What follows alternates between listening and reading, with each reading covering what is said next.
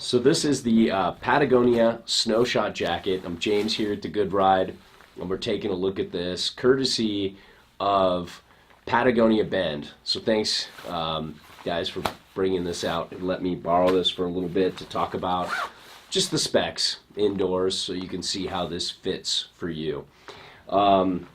First off, just looking in the mirror, I love the way this fits. I love the way this feels. I haven't worn a Patagonia jacket in many years. Years ago, I actually had a Snowshot, and I didn't quite like the fit the way I like it now. It just seems to fit my kind of somewhat odd specs you can see posted below, and really well, and flatters me. And you've got kind of, you know, a cuff here that works really good with a glove going over, but the cuff can go over the glove too. It's a little narrow there, but it's pretty tight, has a good fit. I will say the construction on here looks really well done. I just don't see like a single little stitch out, anything everything seems to be in its place. The welding seems really nice. I love these zippers, you know, the waterproof zipper, so you don't have to have a flap. One thing that's interesting, the pocket seemed a little small at first, but then once I put in, this is an S8, and it fits no problem with probably almost 4 fingers to spare, probably about 3 fingers for me. So that's pretty good. You don't have much going on inside. You got a big old goggle pocket like everybody has. You have a really loose mesh that works with breathability. You know, for waterproofing and breathability, you're looking at $20K minimum for the waterproof. Breathability, it's kind of unpublished, but probably somewhere close to that, and it just feels, even indoors, it just feels like it's breathing well.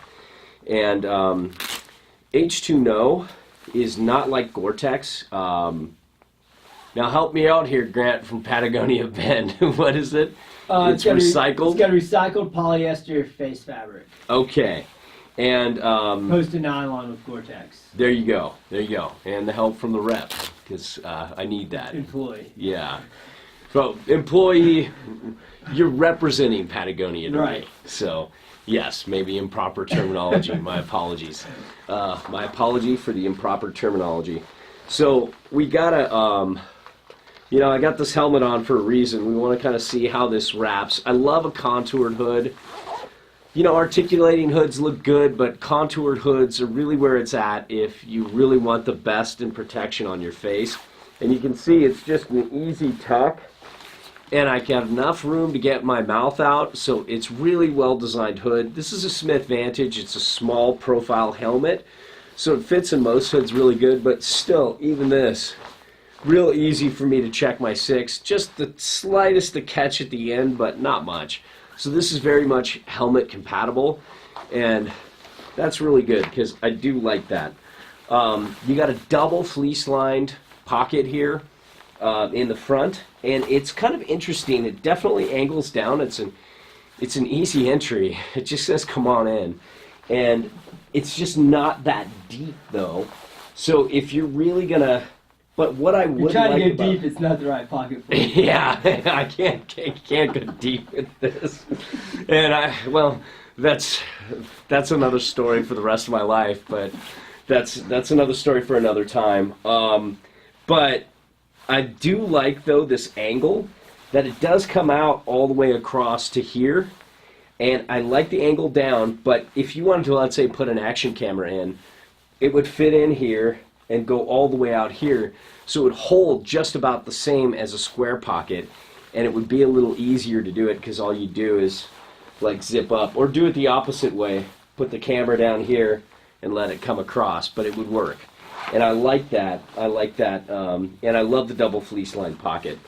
So other than that, there's a powder skirt, of course. Is it fixed? It's fixed, but you can button it up here.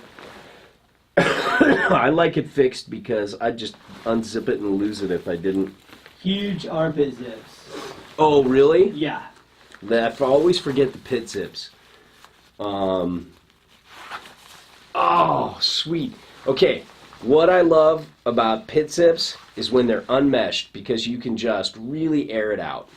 You know, the mesh ones just come open a little bit, and a little bit comes out, but usually for a jacket at this price point, you don't see unmeshed pit zips, so that's pretty cool.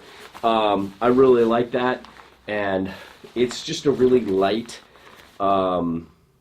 shell. It doesn't feel like you're wearing a lot. It's really just a barrier, you know, and you need to layer up underneath. But all in all, super impressed with this Snowshot. And what's the price point again? $300? $299. $299. That's a great price point, and I think the pants are $199. okay, and you're getting right up there with the waterproofing and breathability of Gore-Tex, so at a reasonable price. And you can get some Gore-Tex at the similar price, but you usually don't get all the bells and whistles like the waterproof zippers and you know, double fleece lined pockets. They start to skimp in areas when they give you Gore-Tex at a lower price. So there you have it.